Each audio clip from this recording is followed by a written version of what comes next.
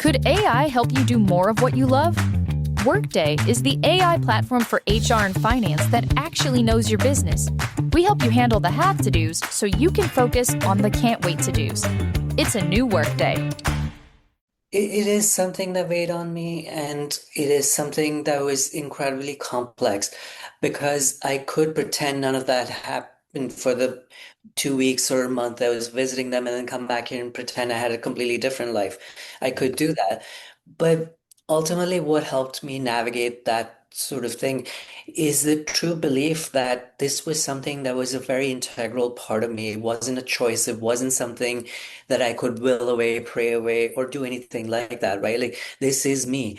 And with that comes the strength to stand up for yourself because you say, okay, if you love me, you love all of it, not just one part of it or not this part of it. And if you want to be ashamed of it, that is your issue. I refuse to remain closeted or to lie about certain things. Welcome back to the Ivory Tower Boiler Room. It's Andrew. I am so excited to let you all know that we are now in the top 40 best liberal arts podcasts list that got sent to me, and we're number 3. So thank you all for listening to the podcast. And I just really appreciate that you keep spreading the word.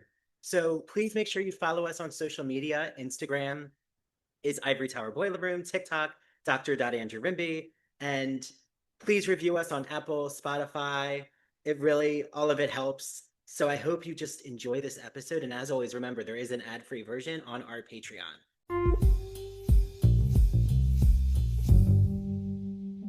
Hi, everyone. Welcome back to the Ivory Tower Boiler Room. It's Dr. Andrew Rimby for a really exciting literary conversation. I was so happy when this author got connected to me, and I know you're going to really be interested in his novel, in the topics. We're talking about being queer in India, you know, what is it like? What is it like when someone from India moves to America who's queer? So, let me introduce you to Sahil Mehta, who was born and raised in India. He currently lives in Boston, where he works in the hospitality industry. His work has appeared in Fog Lifter Journal, which was nominated for the Penn slash Robert J. Dow Short Story Prize for Emerging Writers, Tint Journal, where he got a special mention in the Pushcart Prize L Anthology, South 85 Journal, which was also a second runner-up for the 2023 Julia Pederkin Flash Fiction Award. He's written in many other public journals, and his debut novel is called Love, Loss, and Lost Causes, which was published by Rebel Satori Press. So, welcome to the podcast. Oh, sorry, I was about to sneeze. Welcome to the podcast, Sahil. Thank you, Andrew. So, I was just really eager and excited to dig into love, loss, and lost causes because as I've been, writing to you, there's not many queer Indian American novels I can think of. I can think of some films that have existed. I know there was like the holiday one that just came out recently with Jonathan Groff, I Yeah, think. yeah. Um, and he's from a Hindi family, and it's like, what are they going to do with this gay son of theirs who's now falling in love with a white American man, and how does that shift the dynamic in their family? But yeah, I mean, when you were growing up in India, how did you first discover queer literature? I didn't because I moved here when I was 18 and hadn't even come out yet. I came here for college, which is, and sort of the queerness came, it didn't come later. The realization of it came a little bit later, right? Mm, So I grew up in a world where queer representation was minimal at the most mm, and mostly negative when it was presented. mm. Yeah, and when I was teaching my queer studies course, there's this whole section in the textbook that's used actually about same-sex desire in India, in ancient India, and they reference a lot of like love poetry, and there was like a huge tradition of same-sex love poetry, but specifically it seems like from older men to younger men, kind of like um, Middle Eastern love poetry or ancient Greek love poetry. I mean, did you know about the same-sex desire tradition in ancient India, or was that not really explored? It's one of those things that, just like, for example, here with Native American, with the gender fluidity, it existed in its time and era and then was erased by various historical events that happened since then. So if I went to a temple, the Sun Temple in Konark, for example, you would see these carvings very explicit with same-sex couples and otherwise. Uh, but it wasn't talked about Mm. because we became much more prurient about sex post-colonization and during the colonial times too. So there's such a rich history of it, but it's not, at least in my, when I was growing up there, it wasn't something that was discussed. Uh, It's, to me, it's also interesting, you know, a decade or so later after I moved here, and we had the whole going for same-sex marriage and all of these things that were happening here. A lot of the opposition here stemmed from a very religious sort of political angle of it. Some of the bigger religions in India, including Hinduism and Jainism, I don't think there's as much of a strict prohibition of, of same-sex relationships. So in these religions, in these cases, a lot of the opposition was more sort of societal. There is this, in a very diverse society, often you use social norms as a means to enforce cohesion, right? mm. So you have this idea, and this could be also economic, where you get to a certain age, you get married, you have children, your parents took care of you, you take care of your parents when they get older. This is the social security system. Now, if you introduce any breaks in the system, it then turns things upside down in that you might not have a child to take care of you, or that there's just so many gender and societal rules that sort of became the more of the enforcement mechanisms or why this was not talked about. Yes, yes, that makes sense. And, I want to preface this by saying, as a white gay man, I don't want to like provide a kind of Oh, no, no, no. fetishistic or like, colonizer, like really trying to subvert that colonizer idea because I know that when Britain colonized India or colonized so much of uh the globe, that the Caribbean too has this history, um, the Middle East, that like with that also brought sodomy laws and brought this like real um, homophobia that, like you're saying, the Native American cultures had the two-spirit and still do the two-spirit idea and other kinds of same-sex desire and love. And with colonialism brought this like puritanical uh, enforcing same-sex desire as against Christianity or something to be afraid of and to punish. Like, so you really feel that that British colonial system really um, created this type of homophobic society in India that wasn't there before, or, I'm just interested.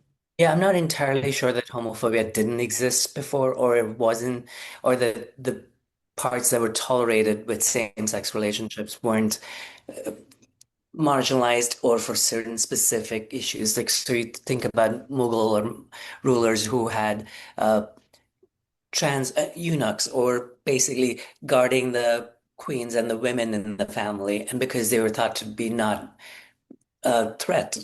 So, do you know what I mean? Like, Hmm. I'm not saying that homophobia didn't exist before or that it came only as a result of it. But if you want to take the clearest example of it, the part of the legal code that made it illegal was the same legal code came from the British laws and is one of the same things that you can find in the world over wherever there's a legacy of it. And until recently, I mean, I will have to look it up, but that was the law that was primarily used as an enforcement mechanism if and when it was enforced against sodomy. Mm, mm, And like the British laws, a lot of it were always almost related to male sexual activities as opposed to women, because women they didn't even give them the agency to be able to do anything that would, you know what I mean? Like that was not a thing that needed any ruling against. So yes, I would say it's a mixture of both. But mm. again, that's my experience. Yeah. So, okay. So you moved to America when you're 18. You know, what does that journey look like for you, specifically in terms of your sexuality, your identity? Like, what do you remember about, like, do you remember like an awakening moment where you realized, oh, like, this is the community I'm part of? I oftentimes, if you come this far, you don't have any parental supervision. You have a clean slate. You can become someone who you want to be or you are without someone saying, and this is true of any move, right? Like if you moved from a city where everyone has known you since childhood and you decided to change your hair purple, if Mm, you had moved somewhere new, no one's going to notice this dramatic transformation. But if you did it where you were growing up, people would be like, "Oh, you did this, you changed, you." So for kids, I will speak for myself. People who grew up feeling the need to hide a part of themselves, mm, to be able to move somewhere where no one's watching you, opens the door a tiny bit, and then a tiny bit more, and then a tiny bit more. Because I went to a college that was predominantly a business college. There were not many queer students out, even in 95 when I went to school there. So it wasn't like, oh, suddenly the door was wide open and here, come out and do this thing. It's still a gradual process, but there are incentives to being able to realize your own truth that mm. might not have existed where I was. Yeah. So the family structure, like in Indian culture, again, I mean, I know India is so large and, you know, I know you can't speak for, you can only speak for your experience and like your family structure. But even where I live in Secaucus, like we have a very large Indian American community. And like I've even learned a lot about the family structure. Like there's a lot of respect for the elders in the family. Like talking back to family is definitely not uh No. usually accepted. And if not, it's like you're seen as like being very American or Yep. like there's definitely like an interesting something that happens like with the first generation children who get raised in America and like sometimes questioning certain traditions that maybe they learned from their parents, like any immigrant family.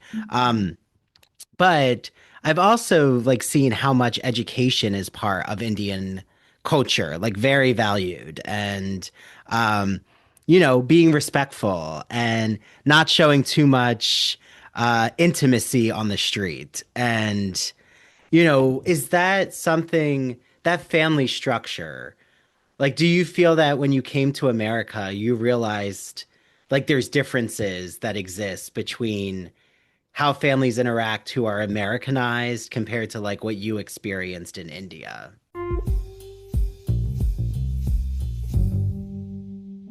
As we get closer to Pride Month, the Gay and Lesbian Review has a brand new magazine celebrating all things Pride in a special issue called Homo Literarius. So it's all about playing on that idea of homo and the Latin root, which the Latin word homo means person. So not just homosexuality, but how LGBT figures have celebrated one another, have read each other, the lovers that they've had who've also helped inspire their creativity.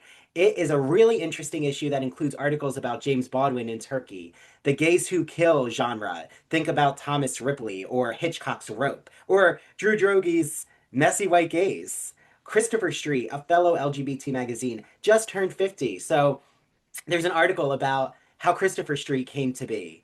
So much is in this issue, and I can't wait for you all to get your hands on it. You can read the digital issue, or you can get the print magazine. Head to glreview.org, use the promo code ITBR Choice for a free issue of the magazine, and I know you all are going to absolutely love it as much as I do.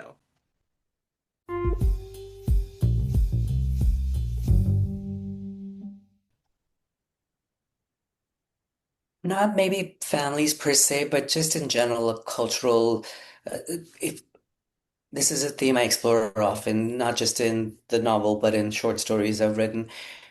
This is a theme that is universal for many immigrants. And you come from a culture that expects certain things. You come to a culture that expects certain things. You feel like you belong to one or to the other or to neither after a certain point. And because if I were to say stop visiting my family, or that would be very Americanized of me. But if I were to only have Indian friends in the US, I would be creating this little bubble of, there's just like, there's a, in your day-to-day life, sometimes you don't realize how much you're straddling the divides that come from where whether it's cultural, linguistic, whether it food, so many things, right? And for each person, you're navigating this thing on a day-to-day basis, and sometimes not even realizing that this is what you're doing. Mm-hmm. And in the book, for example, when one of my friends who's American, she read the first draft, and she said to me, she didn't know if it was because she hadn't been to India or because I was writing differently about the two parts that were set in different countries, but she found the parts in India much more interesting. And it got me thinking, I'm explaining much more about what India looks like, sounds like, feels like, tastes like, because I was imagining a Western audience reading it. And then when the scene moves to Boston, for example, maybe there was less of a description. And I had to go back and rework the entire Boston chapter to provide more of a description for someone who might not be from the US, who might not be from Europe, So it's just even in how you write something, you're consciously, subconsciously navigating or ignoring this idea that you're writing for a certain audience. Mm-hmm. No, yeah, that makes a lot of sense. And I want to return to what you said, Sahil, because I thought it was so powerful about this idea of in Indian culture and immigrant culture, like not bringing shame to the family. I mean, like this is something also like I've read about those who are, gay in Asia, for example. Well, who are like Chinese, who are queer, or Japanese. And like even my family, who some of them came from Italy, like even Italian culture too. Um, I think any kind of immigrant culture could experience this, but like, how did you navigate that idea of like when you came out and like the idea of shaming or like having to navigate your family feeling a certain way? Like, was that something that weighed on you, or, how did you process that? This episode is brought to you by Fox One. Watch all 104 matches of the FIFA World Cup live in 4K for just $19.99 a month with 3 days free. Build your own multi-view, choose up to 3 streams, and follow player spotlights. Stay on top of every moment with live stats, highlights, and instant replays. The FIFA World Cup, streaming live on Fox One. Offers are subject to change. See fox.com for complete terms and conditions. Wasn't that delicious? So good. Your bill, ladies? I got it. No, I got it. Seriously, I insist. I insisted first. Oh, don't be silly. You don't be silly. People with the Wells Fargo Active Cash credit card prefer to pay because they earn unlimited 2% cash rewards on purchases. Okay, rock, paper, scissors for it. Rock, paper, scissors, shoot. No! The Wells Fargo Active Cash credit card. Visit wellsfargo.com/activecash. Terms apply. it is something that weighed on me, and it is something that was incredibly complex because I could pretend none of that happened for the 2 weeks or a month I was visiting them and then come back here and pretend I had a completely different life. I could do that. But ultimately, what helped me navigate that sort of thing is the true belief that this was something that was a very integral part of me. It wasn't a choice. It wasn't something that I could will away, pray away, or do anything like that, right? Like, this is me. And with that comes the strength to stand up for yourself because you say, okay, if you love me, you love all of it, not just one part of it or not this part of it. And if you want to be ashamed of it, that is your issue. I refuse to remain closeted or to lie about certain things, right? Like there was an incredible amount of pressure to get married, to do things that were maybe more in line with what the expectations were. But ultimately, that there is this idea that, or this feeling that this is true to who I am, and it's not something I can change. We talk about the Kinsey scale sometimes, and I Mhm. felt like I was on the scale where, at the end of the scale, where that wasn't an option. And I think for some people, maybe where you, if you happen to fall closer to the center of it, or are able to suppress desire and anything else related, you may be able to go along with what your family expects of you. And that certainly happens quite a bit. But just for me, that wasn't an option. Mm. Well, and when I was at Stony Brook for my PhD, like I became really close to, and I'm gonna keep, his the identity anonymous, but I became really close to him. He was from India, like studying in the sciences, a PhD, and then was going to go back to India. But he was like part of the queer community, like the graduate community. But then he's like, well, my parents have arranged for me to be married to a woman, and I'm going to get married to her. And I was like, well, how is that? Going to work with you being into men. And he's like, well, I'll still be able to like have that desire satisfied on the side. And I was like, wow, that's a lot to handle. Like you know, I was like, that's a lot to uh go through. Yeah, And it seems like I saw you shaking your head. Yes, like that is something that I think occurs in India. it does. And I would feel comfortable saying it occurs quite a bit. Uh, but again, this brings us to this very complicated reality that is human life. It's very easy to think this is right, this is wrong, this is how it Mhm. should be, this is how it shouldn't be. Some people have the luxury to be able to pursue their beliefs. Some people don't. Some people, I mean, it's just so complicated. And one of the reasons why I love writing about humans, stories about human beings, Mhm. is that we're very sort of conflicted. We're very complex. We are not just all good, not just all bad. We are trying to do the best we can, but we don't always do the best we can. And it's just it's the reality of the world. I would hate to be the woman who's married to a man who is cheating on me or not into me. But I would also I see it. I see it from different sides. And I think when any of these portrayals happen, whether on TV, in real, in fiction, in otherwise, having the ability to portray the nuances, put yourself in someone else's shoe, gives you a little bit of empathy, sympathy, or maybe just a little bit of understanding of the pressures that make people do certain things. It doesn't make those things correct or right or any of those things, but it's just the reality of human behavior that we're exploring here, right? Yeah, and right, it's not just in India. Like there's many people who are American who might be, I don't know, evangelical or, Yes. a certain culture, religious group, and, you know, um, like the Orthodox Jewish community, there's a lot of down low culture. Yeah. And yeah, I mean, like you said, to not pass judgment, but recognize the messiness and the imperfection of all of us. Like we all have messy gray Yes, sides to us. yes. Yeah. Yeah. Well, do you feel that like how you are so open and authentic about who you are right now, would that be the same experience if you hadn't moved to America and you had stayed in India? I don't think so.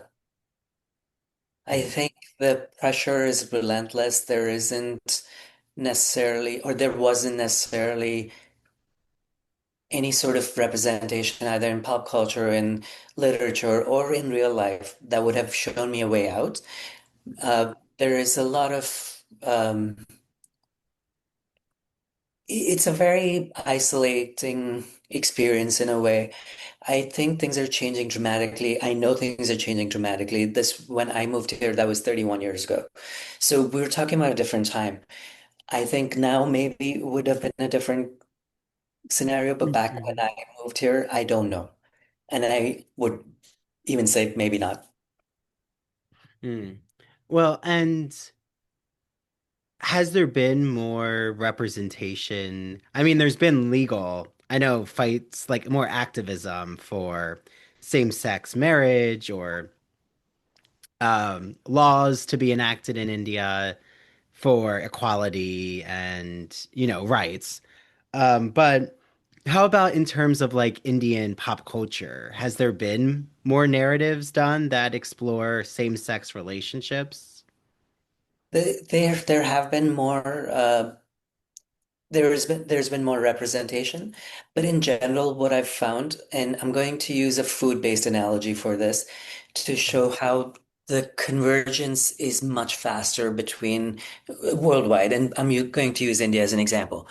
So when I left in 95 in Bombay, which is the biggest city in India, we had one Thai restaurant, and we're basically one country away from Thailand. We're neighbors. Mm, When I went back about, I don't know when the cronut phase happened here, where you had the croissant donut thing. I went back, happened to go back to India few months later after I first heard of it here, and it was already available in India. So there is a convergence that is happening with global movements, thoughts, beliefs, and all of that that has sped up this process in India.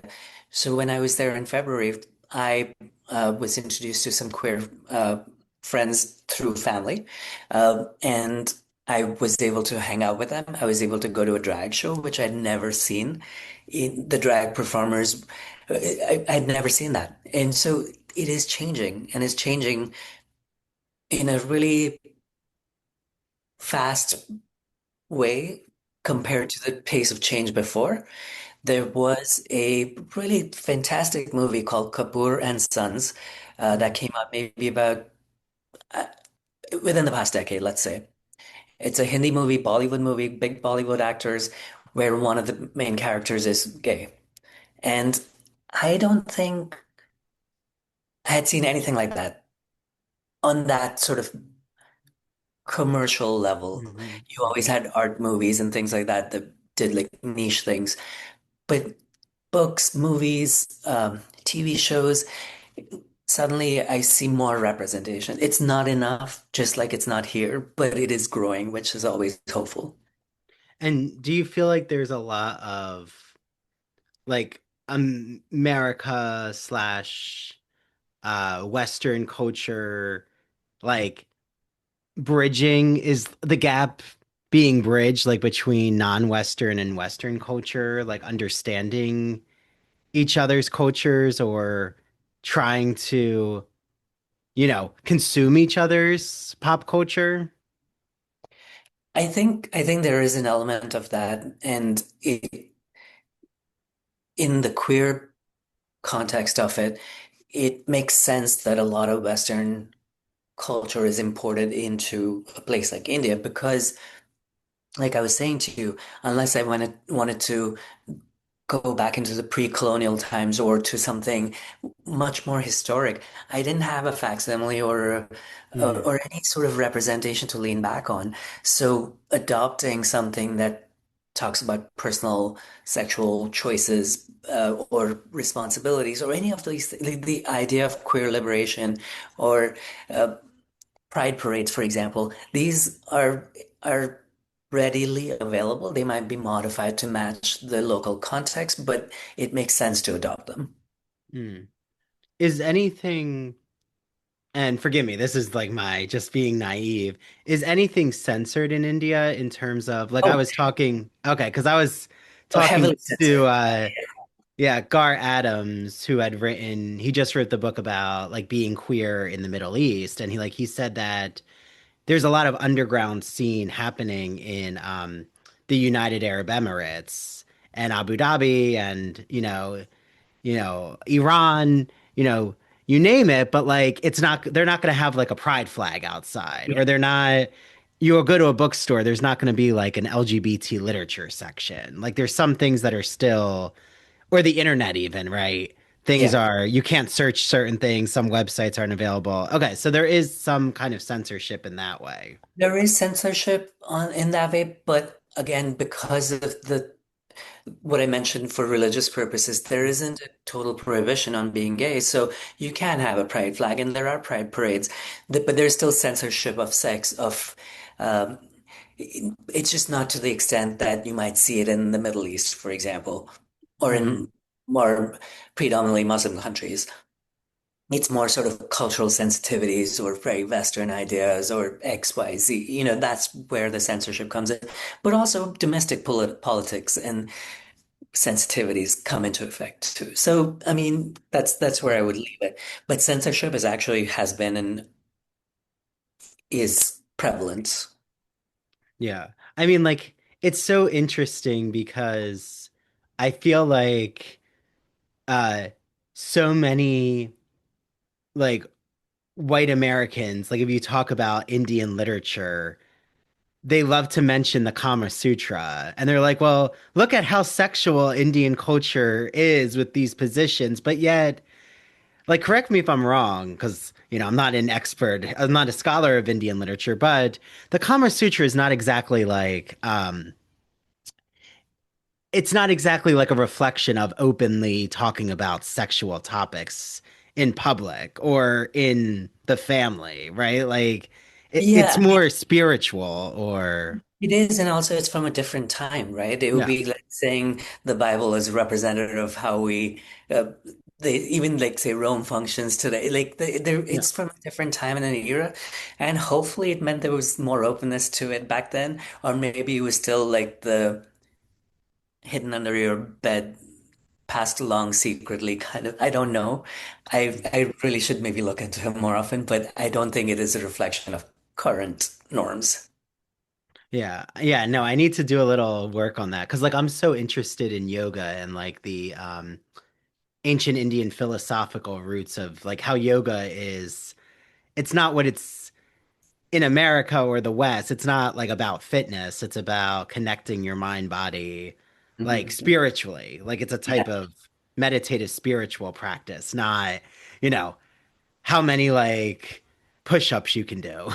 Yeah. Like even just the way that yoga's been co-opted by like the Western fitness industry. I feel like well, I guess that brings us back to that colonial like America's colonial system, Britain's colonial system, like using Indian culture for its own benefits, or kind of like, um, or just not representing indigenous cultures or pre-colonial cultures, like showing all the different gradations or like the history of where it comes from.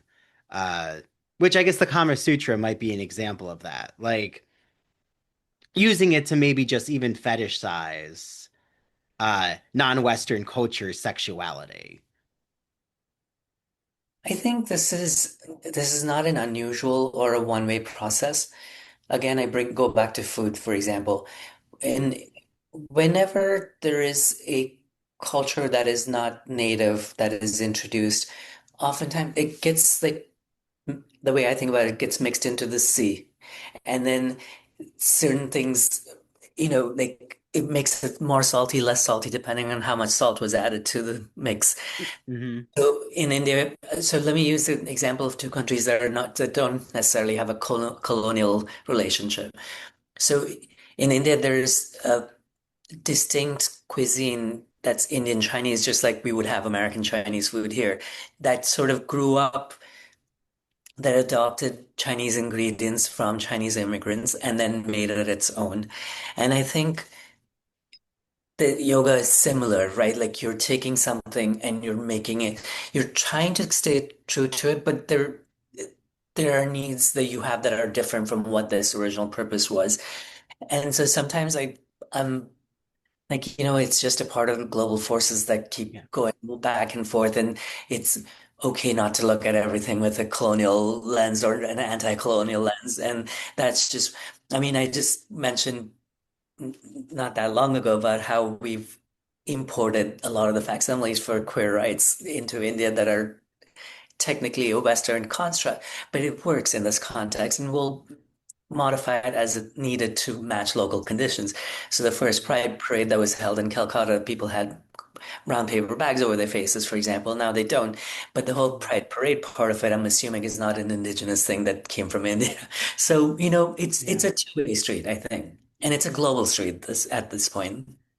Yeah. Well, with getting into your novel with the love triangle, well, of sorts. I don't want to spoil it for people, but taking your main protagonist, Ravi, and just the push and pull he feels towards Usman and Adam, like these are just such very different characters who he's like uh in this erotic triangulation with. And like, what was it like for you? Like, why was it so important to create a type of triangle that he experiences with like one who might be more closeted, um, who has experienced like taking, Usman, for example, who's closeted, has like religious beliefs that conflict with his sexuality, and then Adam, who's like the like carefree, open, extremely authentically who he is, but is not going to engage in any kind of monogamous relationship with Ravi. Like these are two very polar opposites, but yet each are presenting Usman and Adam. They're presenting challenges for Ravi in different ways. Like, how did that all come to be? Like, how did you know that you were going to kind of create these different obstacles with these characters that Ravi, you know, would erotically engage with?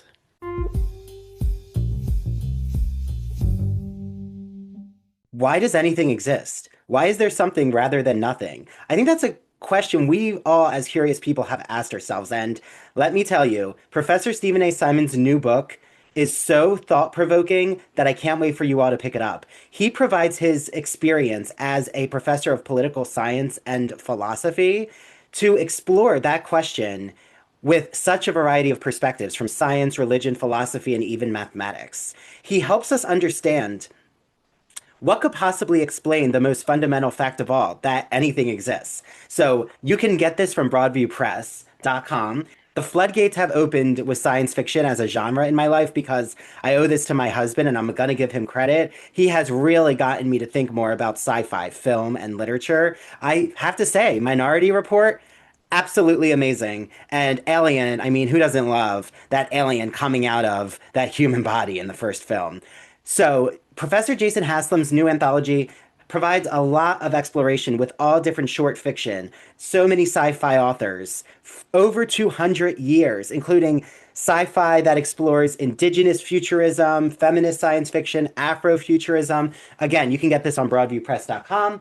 And last but not least, my upcoming episode with Professor Matthew James Wachinsky explores his book, which is Original Inquiry, A Guide to Research for Undergraduates, a great toolkit for all faculty out there who are just trying to find a book that helps their students understand how to collect research sources and then, right, the hardest part, build and organize their essay with all of these sources and to make a cohesive argument. I can't recommend Original Inquiry highly enough. So again, all three books can be found on broadviewpress.com. Use the promo code Ivory Tower for 20% off. I wrote a little song to remind you Choice Hotels get you more of the experiences you value. The Cambria Hotel's got it all. A rooftop bar, have a ball. Cocktails up here feel just right. Is Cambria amazing? All right. Bring a date, your teen, or even your mom. Book direct at choicehotels.com. See you on the roof.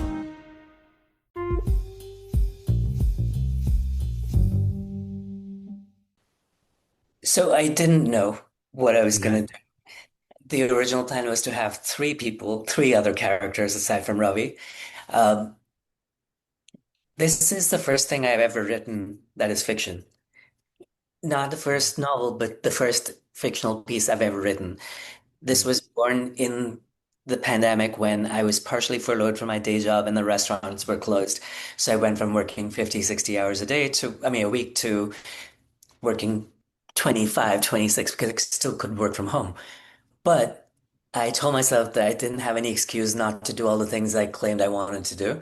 So I told myself I would write for an hour every day. And there were no output goals. There was no, you're writing a novel or a short story or anything. Just write for an hour. And that's how it was born. The inspiration for the entire setup comes from one of my favorite books, which is called A Suitable Boy. It's by Vikram Seth. And it is a straight story. There's not much queer stuff happening in there. But the idea is that one person has three viable options. Each one is challenging for some reason or the other. So that's the basic premise I started with. I tend to be a very organic writer, so I started writing it, and about 10, 12 pages into it, I got very bored writing from Ravi's perspective. So I decided I should be writing from back and going back. Uh, what I didn't realize until about 60, 70 pages in is that if I wanted to do the first person voice, these people needed to sound different. I couldn't just do my writing style throughout. So then I had to create a new voice for Usman. And then I had to create a new voice for Adam. And that's where the fourth character got killed because I was like, I cannot possibly come up with a fourth unique voice that is going to sound different on paper. Mm. This was very organic how it developed, right? Uh, so I didn't have an idea of, and even as I work, even on the new one that I'm working on, I start off with an idea, but then I let the characters grow up and tell me what they want to be. It's never, uh, it's never predetermined. I'm not one of those writers who plots out the chapters and then outlines each piece and then fills that just is not how I work. You're a prancer. Yeah, I'm just kind of like, oh, well, I want them to I want them to feel alive. I want them to tell me what they would do. I want it to feel, and to go back to the thing about these people being so different, ultimately, no matter what the story is, I always want to tackle themes that are universally human about, let's say, for example, we live in a day and age where dating is mostly online, and you can sum up what you want with these categories that you check or uncheck. I want someone who is between this age and this age. I want someone who looks like this, who's this tall, this high, who likes this. So it's very easy to, in a hypothetical scenario, create someone who is your ideal match. And then you suddenly realize that all these things that you thought were things that were essential are no longer essential, right? Like you could be like, I want someone who loves reading. Well, what if you like Tolstoy and the other person loves comic books and you just never can connect on that. So it's the idea behind this was for Ravi to be like, oh, I think if I only met the right person, then everything will fall in place. But what does that mean? It's never like, and this is why So I love romance books and I will consume them voraciously and with movies as well.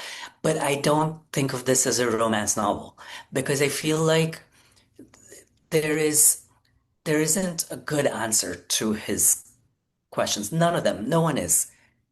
And that's more of the reality of the world is that you're going to meet people who might check five boxes, or they might check a box that you hadn't even thought was important to you.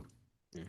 Or they might check all the boxes, but circumstances, geography, distance, whatever it is, might conspire against you. And to me, I wanted to explore that because yes, it's told through an Indian American viewpoint. It's told through an Indian viewpoint. It's told through an American viewpoint. But no matter what you think, there are certain themes that underlie these experiences which are universal. Yeah, well, especially like Ravi is being faced with like someone who is closeted and the obstacle that presents if they want to be like the idea of being public in a couple is doesn't seem like it's going to happen anytime soon. And then you're present with the other option, which is something that's very common in the gay community, which is open relationships, polyamorous, like not a monogamous relationship. Unlike my husband and I, we're monogamous. Like, we're the vanilla, Yeah, not in a negative way, but, we've decided monogamy is important, for us, not judging what others do. But, like, was this something also you don't have to, like, let. I think I lost you again. Oh, Sorry. I'm just gonna unplug the mic. There you go. So can you hear me now? Yeah, I can hear you. Okay, okay. So, you know, was this something that spoke to you autobiographically, like the idea about like how the queer community is challenging the idea of monogamy, like that monogamy is not the only default option? It speaks to me autobiographically on a number of levels. I had to examine this character's need for monogamy coming from India, for example, where monogamy is not only the norm, but that is enforced socially. Like even divorce is kind of frowned upon. It's becoming more common. So he comes from, even if there wasn't a queer representation of love, the representations of love that he saw, and I'm using air quotes here, were all like about monogamous marriages. Yes, of course, there's infidelity and all of that. That happens worldwide. That's not the thing. But on surface, this is the thing that was enforced. So I wanted him to go back to question why his beliefs necessitated someone being monogamous or not, right? Like, but also it goes back to his very basic belief that he is lonely and if he meets the right person, then everything will be perfect. And this idea again is like this idea of a monogamy, but in a different sense. It's like the one, like so I wanted him to question things that he had taken at face value for a long time. And one of the advantages of a structure where you're seeing things from two different viewpoints, like where I'm writing from Ravi's perspective, then I'm talking from Usman's. Some of these chapters advance the narrative, others talk about the same event. But then you see how our lenses make such a big difference in that this person looking at the same event sees something completely different than the other person does. And again, that was a very conscious attempt to talk about things that we take at face value that we believe that may or may not necessarily be true. Mm, mm.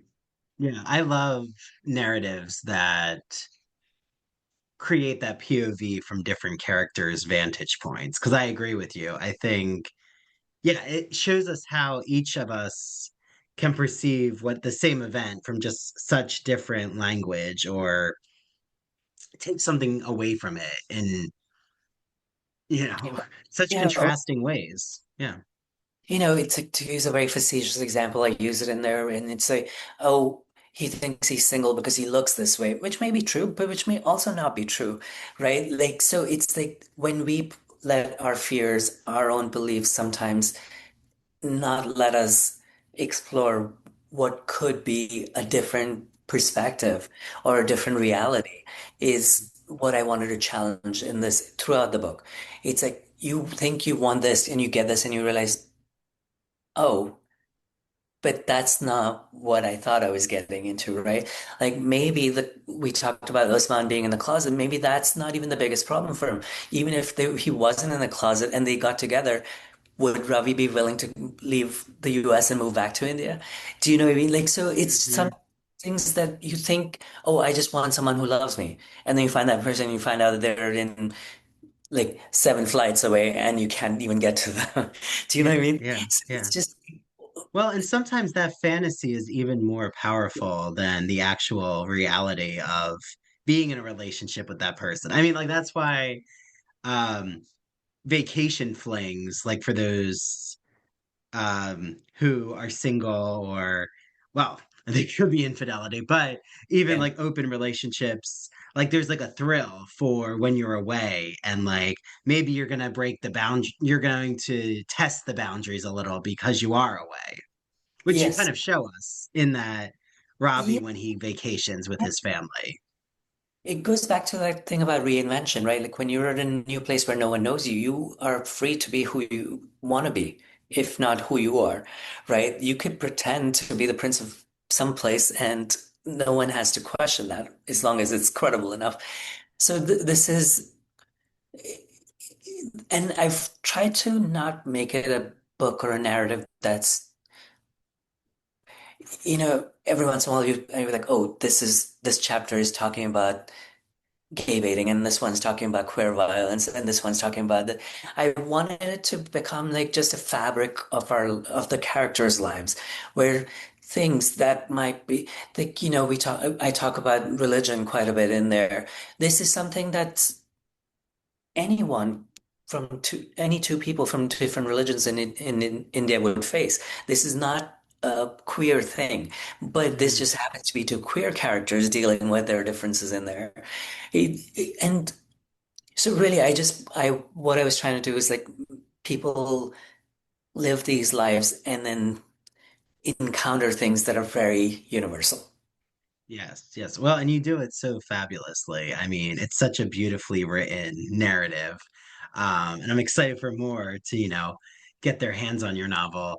Oh, well, I am curious, did you find writing the sex elements difficult, or was the like erotic language actually not that difficult for you? It wasn't difficult for me. I wanted it to be I've and I'm too close to it to judge one way or the other, but I wanted it to be literary rather than erotica or pulp. I wanted it to be to serve a purpose and not to be there just for the titillating factor, right? Like, I- and I think that's what I tried to do. I think the emotional uh, stories were harder to write because as I was saying earlier, I tend to be an organic writer. I don't come with any preconceived notions of what my character should be or would do. So when I'm writing this, I try to sink myself into this person, this character, and I have to feel a lot of what they're feeling.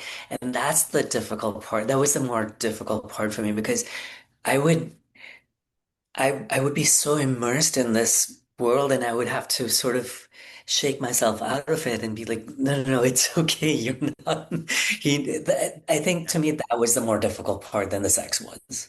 Yeah, it's almost like an actor who gets so lost in the character that they don't know that this fan fiction isn't the reality. Yeah, Yeah, yeah, yeah. that's interesting. Yeah. It, I also think it's a really wonderful way of processing emotions that you may carry yourself by putting them on someone else and allowing that, because again, it allows you to be a little more objective about these feelings than you might be for yourself. Yes, yes. I'm just curious, like with specifically Ravi and Adam, did you at all like think about like if Adam was going to have certain like preconceived notions or like would see Ravi sexually in a type of objectified way because, you know, he is Indian and like Adam is coming from this like Americanized perspective. It's been a while since I've read the whole thing again and again. Um, but I feel like there is a reference to it very obliquely.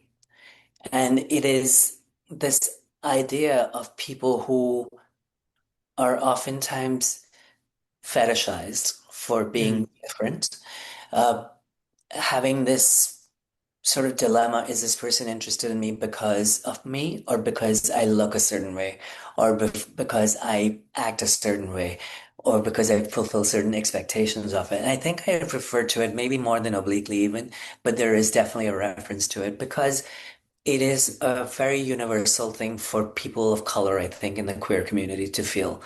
And sometimes people just run with it and be like, if this is my market, I'm going with it. Other times people sort of have are uneasy about it. If someone, for example, has only ever dated people from India or Asians or like when they have a very specific type, because it kind of makes you think it gives you pause for thought. Listen, Hmm. we all have types and I get that. It's just like when the type happens to coincide with a very demographic thing that is like not changeable in a way that can be a little tricky. Yeah.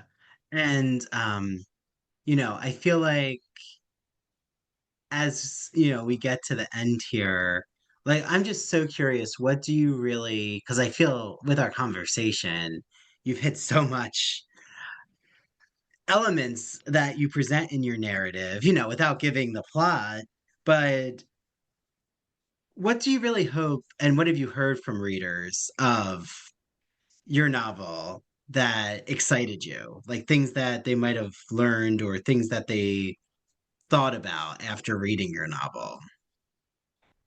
It's I always think of fiction or literature in general as being something of a window and a mirror.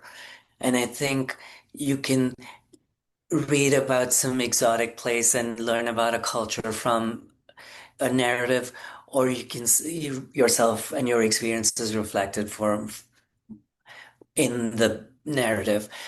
And I wanted this to be both. And I feel like the reaction I've gotten has given me both senses. I've had people who are queer immigrants of color, who have been so moved by it. I have a friend, I won't give his name away, but was raising money for some charity. And one of the gifts that everyone who raised this amount of money was a copy of the book because it reached him and touched him in a way that was very meaningful. But I've also had American friends who were like they were floored by certain parts of it and seeing this experience of feeling it. And ultimately, that's my goal. I want the diversity of queer experiences to be out there. I don't want to find for scraps of representation. I want someone to read it and say, oh, there is someone like me who exists, even if it's in a fictional world. Or the troubles that I face or the problems, the dilemmas I face are not mine alone, that there is someone out there, something out there, that people have dealt with this before. That really is why I wanted this story out in the world. Suffering from dry, tired, irritated eyes? Don't let dry eyes win. Use Systane Pro. It hydrates, restores, and protects dry eyes for up to 12 hours. Systane Pro. Triple action dry eye relief. Mm. So you want your readers to be seen or felt that they feel represented and they're not alone. I mean, that's really powerful. I think that's what literature teaches us is that our story isn't just singular. There's a universal experience that's felt. Even if you're in an area or you're in a situation where you feel that you're absolutely alone. Or that it could be a white American man who's dating someone who is not, and this might give him a perspective into someone's background, into thinking how straddling two cultures. I mean, it could be Mhm. for an immigrant who is not queer and see how you're Yeah. torn between two sometimes poles that are diametrically opposed, and you have to navigate a life where you incorporate pieces of both or one or the other. Identity is such a big part of who we are, and that's another piece too, right? Like I want someone who reads it to feel that these are real human beings, that these are experiences that a human being could have, and to feel a little bit of their journey. Yeah. Well, you do that so wonderfully. I mean, it even makes me think of like with Usman's narrative, like students I've had or people I've known who are from a religiously conservative family, but then like they themselves are more progressive and like the tension they feel with their family unit. So, yeah, a lot of those like just coming head to head with contrasting ideas and beliefs. I mean, Sahil, this was wonderful. Thank you for coming on the show. I hope, more and more people need to get their hands on love, loss, and lost causes. How can everyone, I know you have a website, so can you plug your website so everyone can find what you're writing and get their hands on the novel? Absolutely. So Sahil, Sahil, D for David, Mehta.com. That's my website, has all the other short stories, the poem, all the things I've published, and anything that's available online is linked so you can read it quite easily. As far as the book goes, I always recommend that people use their local bookstore, or if not their local bookstore, use bookshop.org. But if you're getting your books from Amazon, it's available there. It's available at Barnes and Nobles. It's available through Revel Satori, their website, wherever you get it. Ask your public library to carry it. This writing books is not about making money. I promise you, I'm not getting rich from plugging this book. So wherever it makes sense for you to get the book, that's just fine for me. Well, I am so happy to have had you on. Oh, and where can people find you on social media? Same thing, Sahil D Mehta. So Sahil D Mehta on Instagram, on Facebook, both should work. That's where I'm primarily active. I have a writing account that I can't remember, but either way, you're welcome to connect on to the personal ones. In case you haven't noticed through this process, I tend to be a pretty open person about my life and beliefs in general. So I'm not hiding anything. Yeah, well, wonderful having you on. I can't wait to, be back in contact and, see what you're continuing to work on because I know you're working on you have short stories out there that you're working, have been working on, and then I know you're writing another novel, right? And that's a Okay. few years away, so I don't think that's going to happen. But I'm trying to pull together short stories into a collection, so we'll see if that works Oh, out. that would be wonderful. Yes, yes. I love a good short story collection. Um, well, thank you so much, Sahil, and to all the listeners out there. I know they enjoyed this conversation as much as I did. So thank you so much. Thank you. It was really lovely chatting with you. Yes, you as well.